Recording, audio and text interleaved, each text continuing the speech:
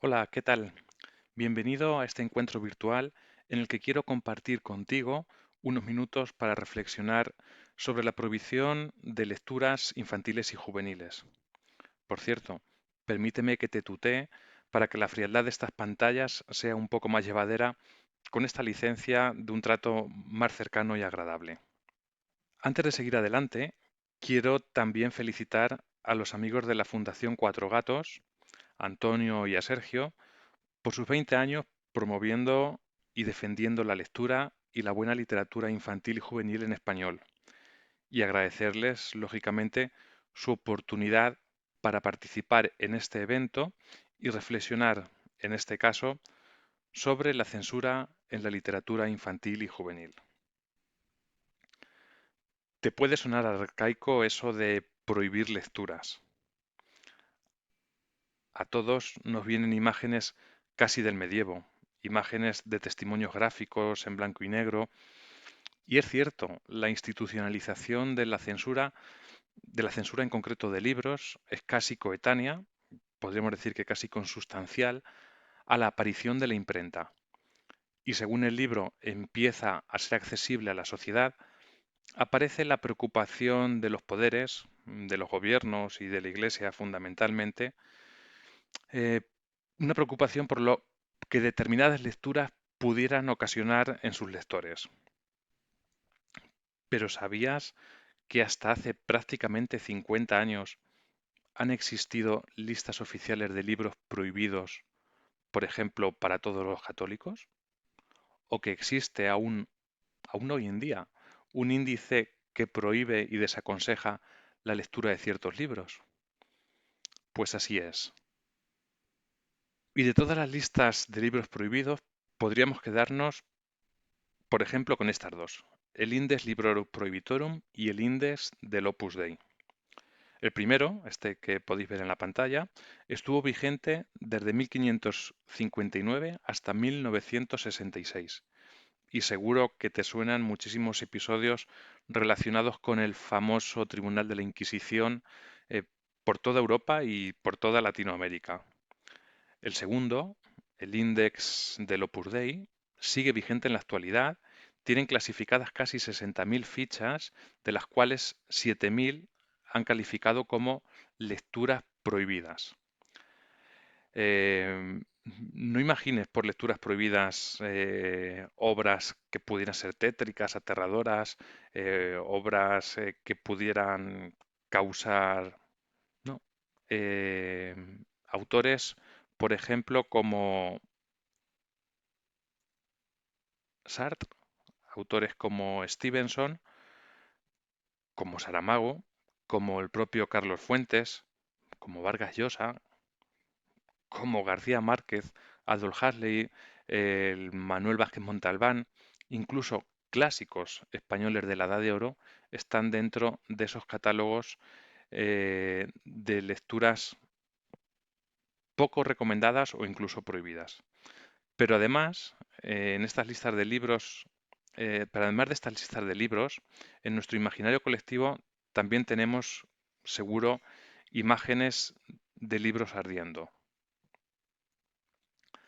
Alberto Manguel recurre a ellas, a esas imágenes, en esta acertada definición que hace de la censura.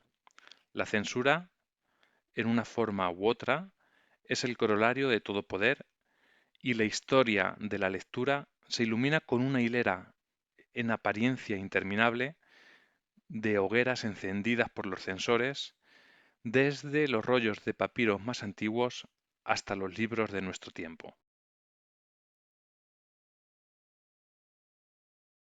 Sirviéndonos de esta idea, te propongo que observes las imágenes que te voy a mostrar a continuación.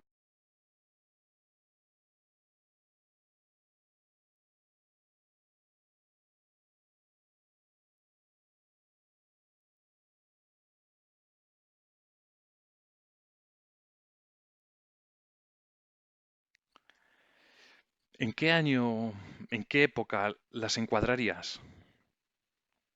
Sí, efectivamente, todas pertenecen a nuestro mundo contemporáneo, precisamente a muchos de esos tristes episodios de quemas de libros.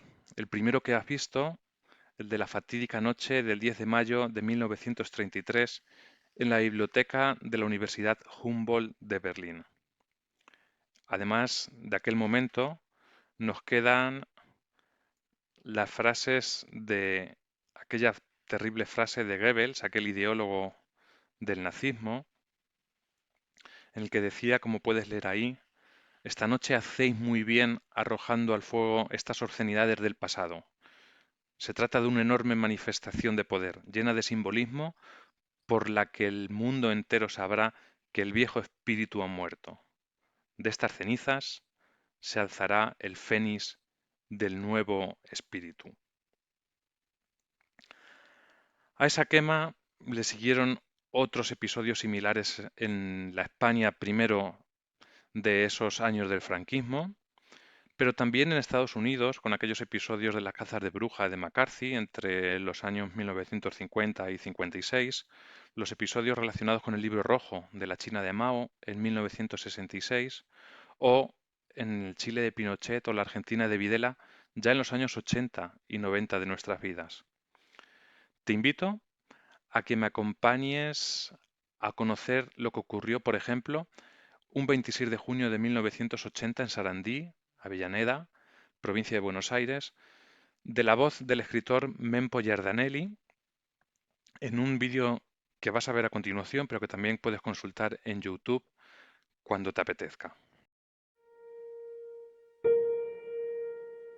El 26 de junio de 1980 está en la memoria más horrible de la Argentina. Aquel fue un día frío, gris, sin lluvia. Imaginemos por un momento ese gran depósito sobre las calles O'Higgins y Agüero en Sarandí. Un camión se lleva en 2 tandas 24 toneladas de libros. El Centro Editor de América Latina, CEAL, era una de las más importantes casas editoras de nuestra América. Sus colecciones formaban ciudadanía, es decir, eran una fuente de conocimiento democrático en todas las disciplinas.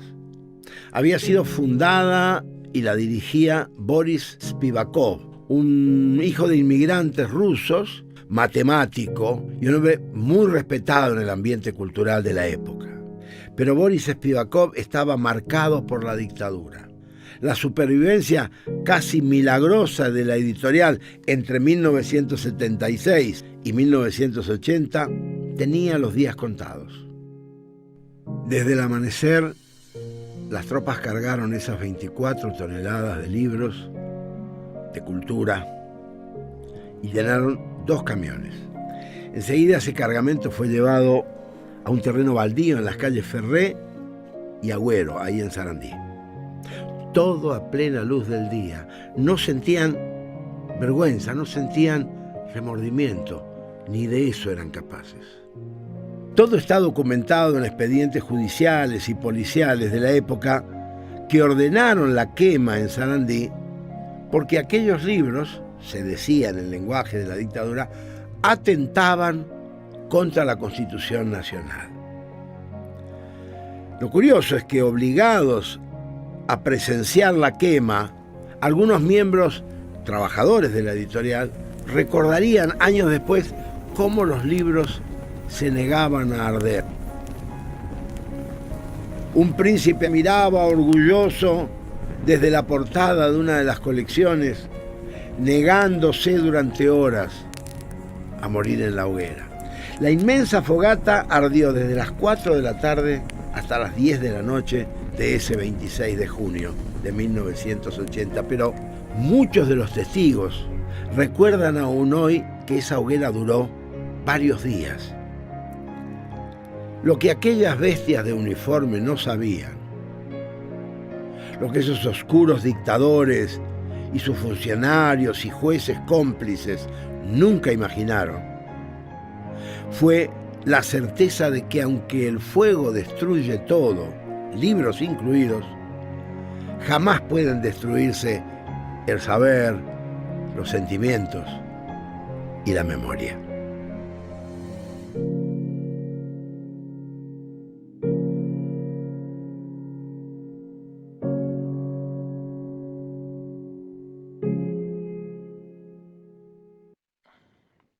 Centrémonos ahora en la literatura para niños y jóvenes. Hasta hace poco se hablaba de que algunos de estos libros habían sido también objeto de persecución en regímenes totalitarios. ¿Cuentos peligrosos? ¿Canciones y poemitas para niños y niñas prohibidos o perseguidos?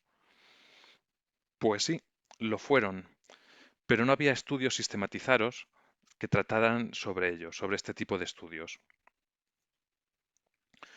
Nuestro maestro, el siempre recordado y admirado y querido Pedro Cerrillo, en su visita en uno de sus viajes a Argentina al espacio Memoria y Derechos Humanos, se encontró con algunos de esos libros infantiles perseguidos en aquella dictadura argentina y ahí comenzó una aventura que acabó siendo un proyecto de investigación en el que colaboraron muchísimos investigadores de universidades españolas, además de otros colegas de 7 países latinoamericanos, como por ejemplo los colegas de la Fundación Cuatro Gatos, Antonio y Sergio, y en el que durante 4 años conseguimos indagar cómo la literatura infantil y juvenil, en el propio siglo XX, fue también perseguida, prohibida y censurada.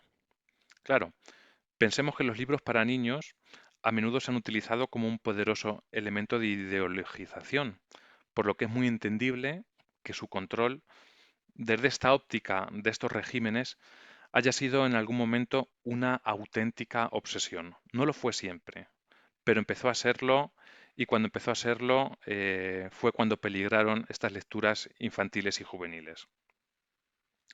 Con la promoción y la censura, promoción para aupar, para llevar a todos los escaparates, a todas las escuelas, a todas las familias, los libros que interesaban a los propios gobernantes. Y por otro lado, la censura de esas obras infantiles, estos gobernantes quisieron transmitir únicamente las ideas afines al poder y prohibir las que ellos pudieran pensar que eran contrarias. Y de este modo asegurarse la pervivencia de esos regímenes dictatoriales o totalitarios sobre la base de formar y adoctrinar a niños y jóvenes por medio de sus lecturas.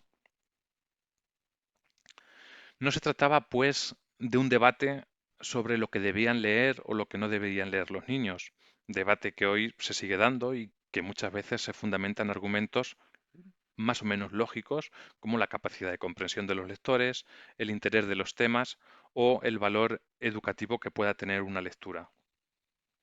No, los intereses de aquellos legisladores escondían en esos momentos una motivación no académica, sino una motivación política, moral y, con frecuencia, una motivación incluso muy represora. Haremos una revisión muy somera y muy rápida por algunos de esos países compartiendo la esencia de los resultados de esa investigación que te acabo de decir. Ojalá sirvan para despertarte la curiosidad. Si así ocurre, al final compartiré contigo unas cuantas referencias de lectura para que puedas completar toda esa información. Y al menos, ojalá te sirva pues para reflexionar sobre un fenómeno que tenemos que conocer y que tenemos que compartir para que no se olvide y para que nunca, nunca más vuelva a ocurrir. Este fragmento que te voy a compartir ahora es un fragmento de una novela, de una novelita, por tanto es ficción. He venido a hablarle de libros, de lectura, de poesía, le dijo el maestro de Paul a su padre. No le comprendo, le respondió el padre de Paul, el protagonista de la obra, que además es impresor. Paul, continuó el maestro, es un gran lector, a nadie se le escapa, pero me preocupa. Me preocupa mucho, de verdad se lo digo. No creo que Juan Ramón Jiménez sea una lectura para su edad, un autor que se convenga para su educación. ¿Pretende decirme que Platero y yo es una lectura subversiva, peligrosa para un niño? Le respondió el padre. Usted lo sabe tan bien como yo. Sea prudente. Esos libros que lee el muchacho, los de tapas moradas. No tengo intención de denunciarlo, claro. Por eso estoy aquí. Además he visto que hasta el momento todas son obras inofensivas. lecturas de juventud, de aventuras, La isla del tesoro, Moby Dick y demás clásicos. Pero estoy convencido de que al chico va a ir a más. Estoy seguro de que un día, después de Juan Ramón, descubrirá Lorca, Machado, Neruda, Cernuda, Alberti, grandes poetas, no lo discuto, algunos muertos, otros vivos, pero también descubrirá sus vidas, sus historias personales, sus ideas, y entonces empezará a hacerse preguntas. Y ya que acabamos de leer este fragmento, comencemos nuestro repaso por España. No por chauvinismo alguno, sino porque en esto de la censura legislada de libros para niños y jóvenes, fuimos realmente unos auténticos campeones. La censura en nuestro país comienza durante la misma guerra y pasa desde el principio por la obligación de autorizarse cualquier material impreso, fuese de la índole que fuese, incluidos los libros para niños, pero cualquier material que saliera de imprenta, un calendario, una caja para un envoltorio, unos formularios para cualquier administración, una revista y cualquier libro, tenía que llevar la autorización y el visto bueno del gobierno a través del organismo que fuese en cada momento para que eso se pudiera editar. Pero incluso antes de llevar a cabo esta labor de autorización de lo que saliese de imprenta, la primera acción de la censura franquista se dirigió a las bibliotecas populares y a las bibliotecas escolares que había repartido el Patronato de Misiones Pedagógicas por cientos de pueblos del país. En ese afán de que hasta incluso en el medio rural, en el pueblo más pequeño, hubiese una biblioteca en la que hubiese una selección de libros de cierta calidad literaria para el disfrute gratuito y libre de todos sus vecinos. Pues estas bibliotecas, o estos libros, más bien dicho, estos libros que formaron estas colecciones que fueron estas bibliotecas, se incautaron y muchas veces se destruyeron. ¿Por qué razones? Simplemente porque habían sido propuestos por el gobierno de la Segunda República. Después, la censura se convirtió, después, pero muy enseguida, a los pocos meses, incluso todavía en plena guerra civil, la censura se convirtió en un organismo institucional que fue dependiendo de varios ministerios en cada época, pero siempre con un mismo sistema. 2 lectores para cada libro. Un jefe de censura leía los informes de uno y otro libro y autorizaba tal cual o autorizaba con tachaduras de que corregir esto, hay que cambiar esto otro, o lo prohibía. Ante esa prohibición, generalmente no cabía recurso, al menos durante los primeros años del franquismo. Según fue avanzando, bueno, pues ya se fue institucionalizando un cierto tipo de recurrencia, un cierto tipo de poder protestar ante la administración argumentando, bueno, pues cada editor lo que tuviese a buen fin. Generalmente era las editoriales poderosas, cuyos empresarios eran pues más o menos afines al régimen, los que se permitían ya no presentar ningún recurso, sino simplemente escribir la carta o levantar el teléfono para decir, oye, que este libro es un libro de mi editorial, haz el favor de imprimírmelo, porque si no, pues tendré que destruirlo y despedir a cientos de trabajadores, ante lo cual, aunque no se cambiase nada de lo que ese censor había señalado, ya te digo, sobre todo a finales de este franquismo, o según avanzaba, pues se permitía imprimirlo, aunque previamente hubiese estado censurado o tachado o propuesto para suprimir o modificar algunos de los párrafos, a veces capítulos enteros, a veces incluso imágenes que ese libro tenía. Estamos hablando hasta ahora de libros en general. Todo esto que ocurría para libros en general ocurrió también para los libros infantiles. Menos al principio, porque pasaron más inadvertidos o porque los censores que lo leyeron pues no le dieron mayor importancia, pero a partir de ciertos años, sobre todo cuando aparecieron instituciones dedicadas exclusivamente a la literatura infantil y juvenil, como la Junta Asesora sobre Publicaciones Infantiles o la famosa CIPIG, la Comisión Informativa sobre Publicaciones Infantiles y Juveniles, pues a partir de ese momento sí que la literatura infantil y juvenil fue el centro de atención de esos organismos especializados que además crearon y aplicaron su propia legislación oficial. De entre todos los expedientes que se recogen en la biblioteca del Archivo General de la Administración, que se encuentra en Alcalá de Henares, pues podremos encontrar, sobre todo en los primeros años de la posguerra, en los años 40, que prevalecieron criterios ideológicos y criterios patrióticos impuestos por la Falange y que después, a lo largo de los años 50 y 60, las objeciones que comienzan a aparecer, sobre todo a raíz de estas comisiones de las que acabamos de hablar, se referían casi siempre a cuestiones religiosas y morales, a cuestiones relacionadas con el uso indebido del lenguaje, a la falta de respeto a los mayores o a conducta inapropiada de esos personajes. A partir de 1966 se liberó en parte la presión censora para todas las publicaciones con una nueva ley, la nueva Ley de Prensa e Imprenta. Pero los libros infantiles y juveniles siguieron sometidos a una reglamentación propia con un estatuto específico que fue el Estatuto de Publicaciones Infantiles y Juveniles.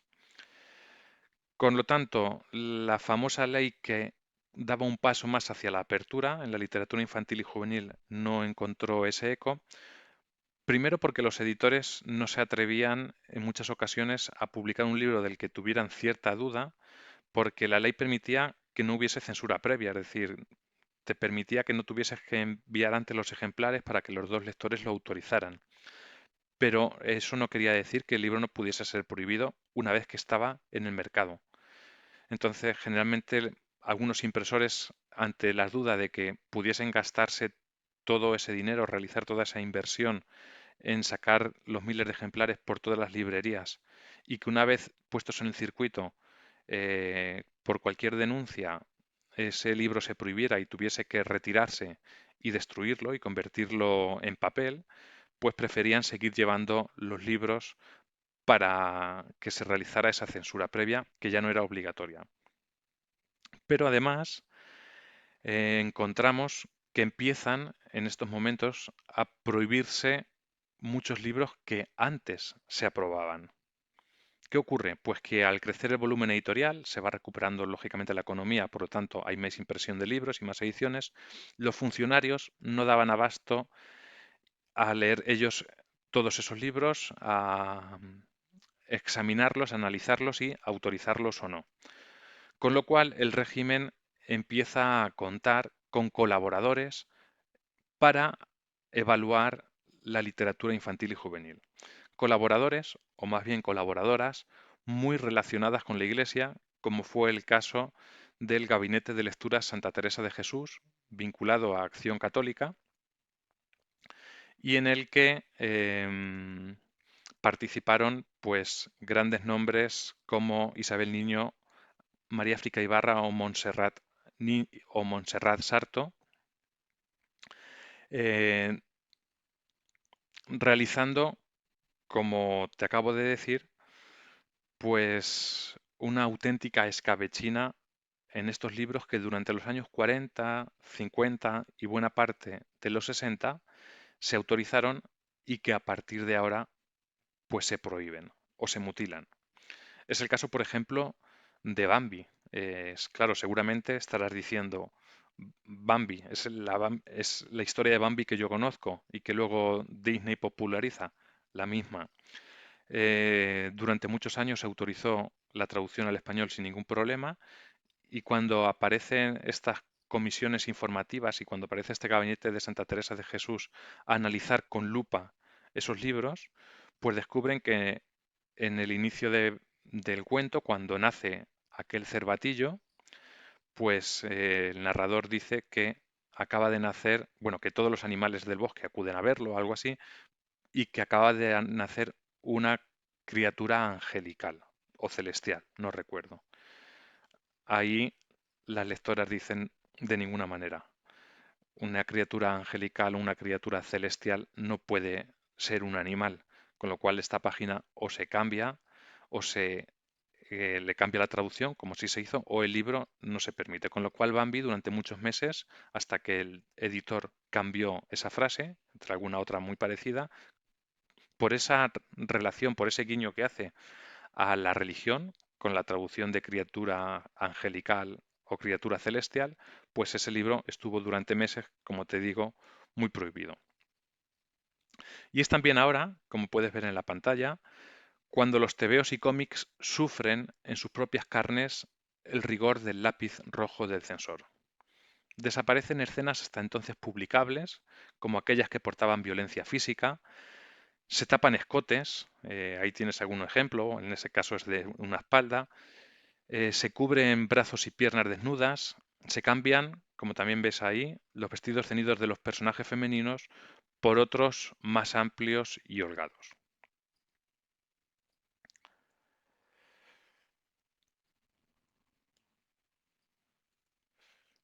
Y por supuesto, Superman. A pesar de sus superpoderes, el ídolo de traje azul y capa roja más popular durante décadas de entre las historietas norteamericanas también fue derrotado en algún momento por la censura franquista. De hecho, fue uno de los superhéroes que peor relación tuvo con nuestros gobernantes. Los principales investigadores sobre los tebeos de nuestro país coinciden generalmente en afirmar que en 1964 esa comisión de la que te hablaba, la CIPIG, prohibió la importación y venta de todas las publicaciones, también de todas las de Batman, atención, por ser perniciosas para la juventud, pues, pretextando motivos religiosos, os leo literal, se alegaba, os leo literal de un informe, te leo literal de un informe de la censura, se alegaba que los superpoderes de estos héroes podían producir en las mentes juveniles su equiparación con los seres celestiales.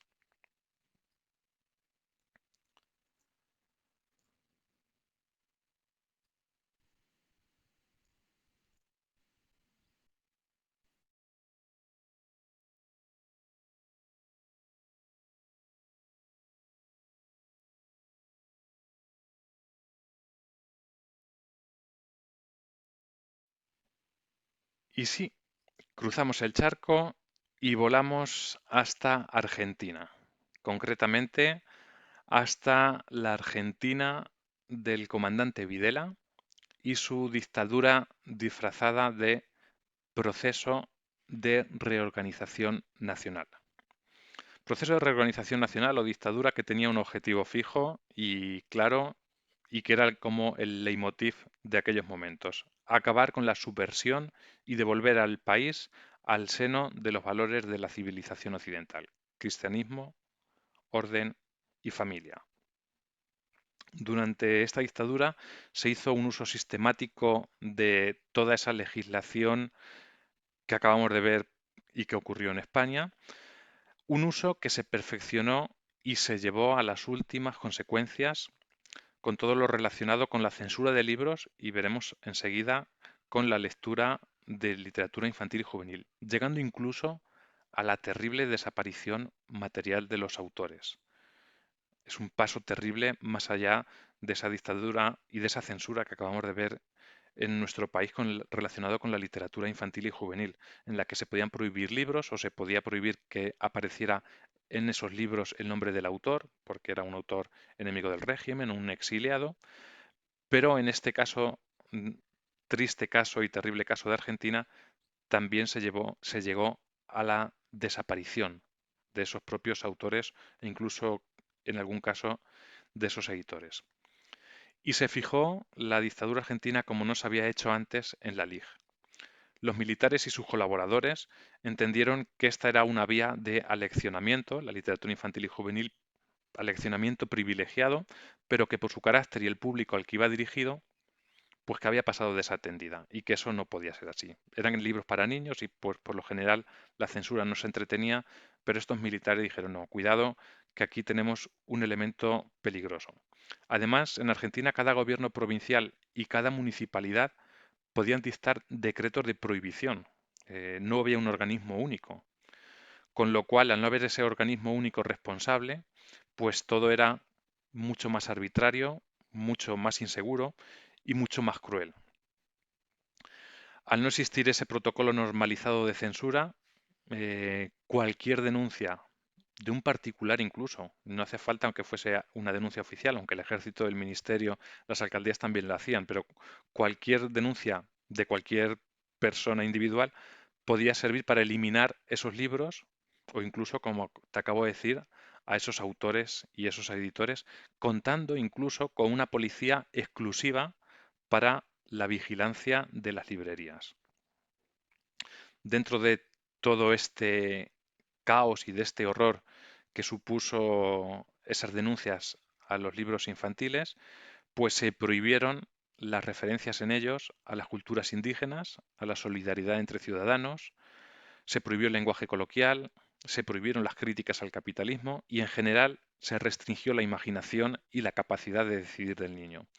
Hasta tal punto se tensó esta escalada de sinsentidos, que se llegaron a prohibir catecismos escolares e incluso una entrega de la historieta gráfica que después pasó en muchos países a historieta, a serie de dibujos animados de televisión, pues una historieta gráfica de Érase una vez el hombre también se prohibió. Claro, toda esta censura explícita y documentada dio paso a la autocensura, a lo que conocemos como censuras soterradas, que hoy en día incluso tiene una secuela en el silencio, en la invisibilización de obras completas de autores que entonces fueron prohibidos o señalados, así como ausencias temáticas en la LIG. En la LIG de nuestros días, lógicamente cada vez menos, pero le ha costado, por ejemplo, en Argentina mucho recuperar pues temas tales como la representación de las razas de color como protagonistas de esos libros o simplemente como presencia, o la herencia cultural de pueblos originarios de América.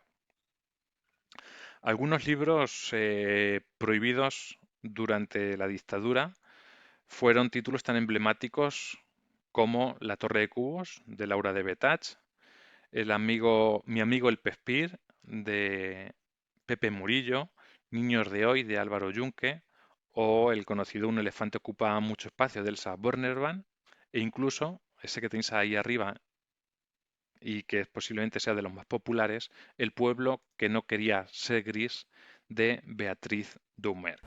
El cuento narra una historia del cambio que vive una población que se revela frente a su déspota rey. Este monarca ordena un día, porque se le ocurre caprichosamente, pintar todas las casas de color gris. Los habitantes obedecieron, menos uno que estaba mirando el cielo y vio pasar una paloma roja, azul y blanca. Y ese uno pintó rojo, azul y blanco su casa, y muchos unos comenzaron a usar colores. La rebelión como tema de resistencia al abuso de poder. El 3 de septiembre de 1976, nos cuenta Graciela Vialet, la dictadura militar prohibió la circulación de este libro de Dunmec, junto a otros muchos que, según el gobierno, suponían un agravio a la moral, a la familia, al ser humano y a la sociedad que éste compone. Y muy trágica fue también la dictadura chilena de Pinochet y con ella la censura de los libros infantiles en aquel país. Sobre todo porque ciega de raíz una apuesta que se encontraba en sus antípodas ideológicas y que se conoció como el sueño de Allende. ¿Qué era el sueño de Allende? Un proyecto de ley para crear una editorial estatal que socializara la cultura, llevándola a todos los sectores de la población, especialmente a los más vulnerables. Este sueño se concretó cuando, ya como presidente y tras quebrar la editorial Zigzag, la adquirió para el gobierno con el nombre de Quimantú, una voz mapuche que significa sol de sabiduría. Tal fue el éxito de esa editorial que desde su inicio en noviembre de 1971 hasta agosto de 1973 llegó a publicar unos 250 títulos, de los que se imprimieron 10 millones de libros, 10 millones de libros. Y de esa editorial quiero destacarte, aunque seguro que la conoces, la colección Cuncuna, una colección específica de literatura infantil y juvenil en cuya portada aparecían siempre estos versitos. Caritas de pena, no queda ninguna, lágrimas en risa, convierte Cuncuna. Una colección de literatura infantil que publicó 20 títulos, de los cuales se editaron 30.000 copias y que fue uno de los referentes de aquellos pocos años de la literatura infantil y juvenil, junto también a una revista para niños y jóvenes deliciosa que se llamó Cabro Chico. Pues bien, una de las primeras acciones realizadas por los militares fue la ocupación y el allanamiento de esa editorial, de la editorial Quimantú. Ocupación y allanamiento que fue acompañada con, una vez más, las famosas quemas de libros. En este caso, la quema pública de libros del producto de allanamientos de casas de particulares y además de bibliotecas y librerías que se produjo el 23 de septiembre de 1973 y que tuvo un impacto terrible para Quimantú y en concreto para Cuncuna. Esos actos trágicos constituyeron ya no solo, o sea, por sí mismos fueron terribles porque supuso allanamiento de los domicilios particulares y quema terrible de miles y miles de libros, pero además constituyeron un aviso para toda la población. Fijaos lo que estamos haciendo y no nos importa. Con lo cual, ese mensaje se transformó en autocensura y la gente comenzó a quemar, a destruir, a hacer desaparecer todos esos libros, pues era muy peligroso ser sorprendido con cualquier libro de Quimantú, incluida la colección para niños dentro de la casa de cualquier persona, con lo cual la colección infantil desapareció como tal. Hoy sabemos de su existencia pues por los registros de los títulos publicados, por la memoria oral de los que fueron sus lectores o sus propietarios, pero los textos físicos por lo general ya no existen. Al menos la colección completa no está en ninguna institución. No sé si alguien tendrá la suerte de conservar alguno en sus casas, pero por lo general los investigadores que trabajaron en este proyecto dentro desde el país, desde Chile, nos cuentan que es muy difícil, por no decir imposible, localizar aún hoy ni siquiera algún ejemplar de esos libros. Y nos vamos de viaje hacia Cuba, volamos hacia el norte del continente y en Cuba la situación, aun teniendo resultados similares en cuanto a la censura y en cuanto a la prohibición de libros, no se parece en nada en cuanto a las formas, solo en cuanto a las formas, a las que acabamos de ver de España, de Chile o de Argentina. En Cuba, el investigador no tiene a su alcance documentos oficiales que den noticia o que expliquen, desde el punto de vista de los censores, los motivos por los que se vetan determinados libros o publicaciones. Y sin embargo se vetan y se prohíben determinados libros y publicaciones. Se trata de una censura aplicada esencialmente desde un ejercicio de poder totalitario. Una censura que no tiene necesidad de informar o de dar explicaciones de sus decisiones ni de sus designios a nadie. Los colegas de la Fundación Cuatro Gatos, Antonio y Sergio, la estudiaron para este proyecto bien a fondo y concluyeron dos ideas muy claras sobre cómo se llevaba a cabo ese control de lecturas para niños y para jóvenes. Por un lado, con el condicionamiento de la publicación de libros al cumplimiento de ciertas normas ideológicas. Ciertas normas ideológicas impuestas lógicamente por el gobierno. La famosa frase que puedes ver ahí, dentro de la revolución todo, contra la revolución nada. Y por otro lado, el vacío en cuanto a lo producido por los cubanos en el exilio. Cubanos que son considerados apátridas, enemigos, y que su presencia, por tanto, en el circuito comercial y en el circuito escolar ha sido, por lo general, pues básicamente borrada. Cuentos de Apolo, de Hilda Perera, o Navidades para un niño cubano, pueden servirnos como ejemplo Impreso en La de Habana, esta en censura vísperas del extrema. primer aniversario del triunfo de la Revolución cubana, este libro fue publicado para que los niños cubanos tuvieran, como los niños de otros países, su librito al que acudir, hecho para ellos por escritores de su propio país. Sergio Enricaín y Antonio Orlando Rodríguez nos dicen que pocos años después fue censurado por razones ideológicas y sus ejemplares retirados de las bibliotecas del país. Esto se debió, por una parte, a la exclusión del tema de la Navidad de los proyectos educativos y culturales. Por otra parte, varias de las autoras antologadas, como Anita Arroyo o Hilda Perera, no tardaron en marchar al exilio y en ser tildadas de contrarrevolucionarias o gusanas, al no comulgar con el rumbo del gobierno. Navidades para un niño cubano fue víctima de una política gubernamental que impedía que los libros de los enemigos de la revolución continuaran circulando, y también de la férrea determinación de borrar esos títulos y a sus creadores de la memoria cultural del país. Y episodios parecidos, con censuras legisladas o con prohibiciones disimuladas o soterradas, encontraremos también en México, en Guatemala, en Colombia o en Venezuela.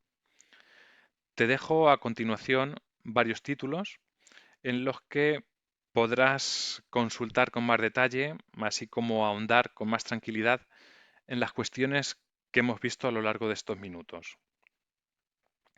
Este, que además es de descarga gratuita, simplemente tecleándolo en Google con el título, pues te llevará a la página de descarga que tiene nuestra universidad y que de todas maneras te pongo ahí abajo, te lo hago en grande para que...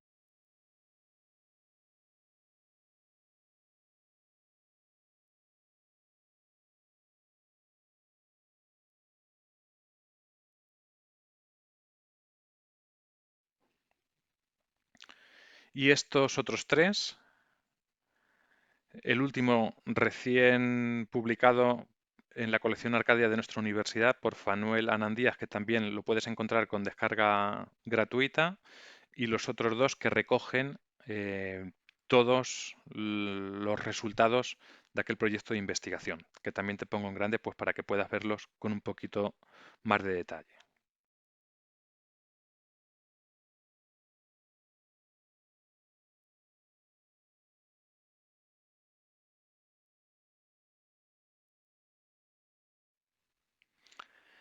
Y con esto llegamos casi al fin, no sin antes preguntarte, ¿tú crees que existe hoy la censura en la literatura infantil y juvenil? Evidentemente, es una pregunta retórica. Existe. No está legislada, pero existe.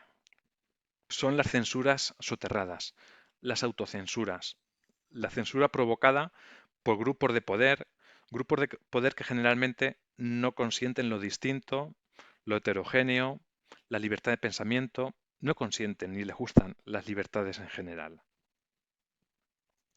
No hay otra razón sino, o al menos a mí no se me ocurre, para que la Asociación de Bibliotecarios de Estados Unidos presente cada año un ranking con los libros infantiles y juveniles que han suscitado más reclamaciones entre los usuarios de sus bibliotecas, bueno, entre ciertos usuarios que se dedican a realizar esta presión, son realmente como un grupo de presión, entre cuyos títulos se ha repetido durante los últimos años ese famoso álbum que tienes ahí de tango y que seguramente que conoces.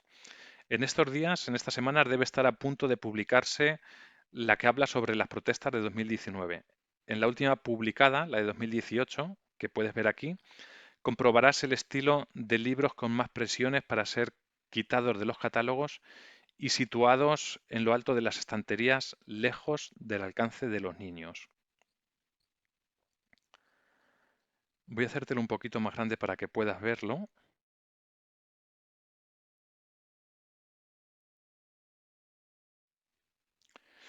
No sé a ti,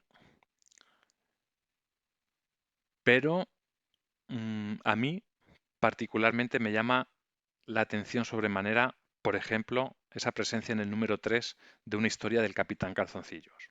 Como puedes ver, Razones de diversidad, de libertad, incluso de humor, son los argumentos contra los que las capas más reaccionarias de las sociedades se levantan una y otra vez.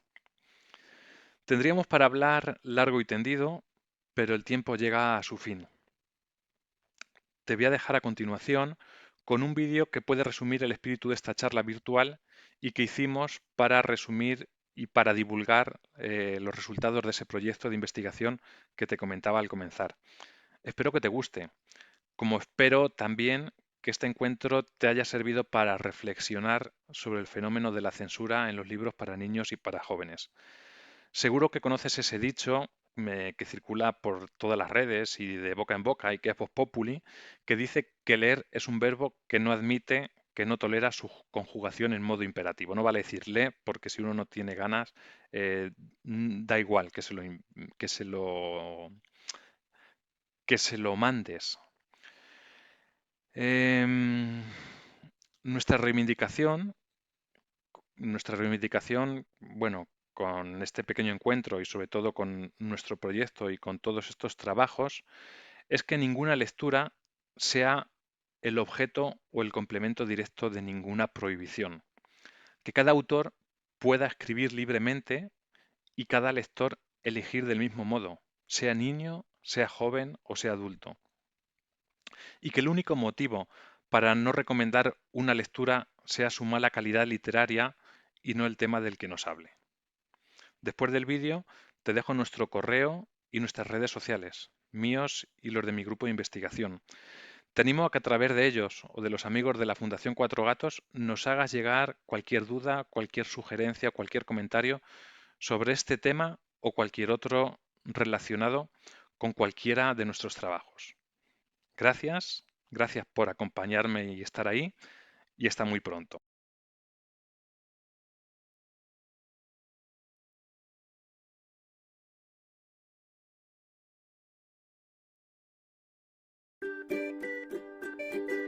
Los buenos libros nos entretienen.